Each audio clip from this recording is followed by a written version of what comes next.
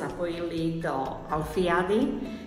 Žiaci sa veľmi tešili na túto súťaž, pretože môžu si svoje vedomosti porovnať s žiakmi z ostatných škôl, z celého Slovenska.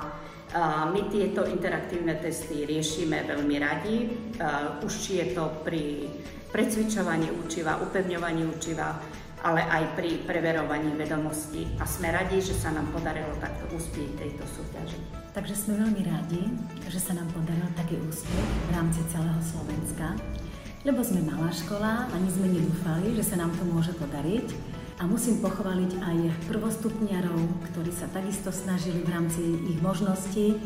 No a celkový výsledok školy nás veľmi teší. Na Alfiade sa mi páčilo to, že som sa zabavila a bolo to celkovo také zabavné. Mne sa na Alfiade páčilo to, že som mohla zopakovať učivo a že som mohla sa pripravovať počas toho aj na písomky, ako opakovanie pred písomkami alebo hoci aj v písomkách. Na testoch sme mali aj písomky, aj opakovanie, aj domáce úlohy, takže som mala toho dosť veľa a bolo to celkom ľahké riešiť. Tak najlepšie sa mi riešilo Pexeso a z predmetu asi matematika. Mám z toho veľmi dobré a zaživné zaujímavé pocity. To, že som si mohol prečítať učivo i to, že sa nemusím učiť z knižky, ale môžem z počítača sa učiť. Pocit je najlepší.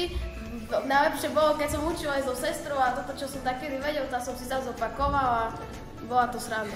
Tak ALF-testy sme riešili hlavne na fyzike a chemii, pritom nám to pomáha pri učení zábavnou formou a je to ľahšie ako napísať písomku ručne. Najlepší typ úlohy sa mi najradšej riešilo uzle, lebo je to oveľa lepšie než nejaká písomka. Mne sa najľahšie učila angličtina, ale aj často sme riešili matematiku a aj som sa naučila z matematiky dačo, čo som vôbec nevedela.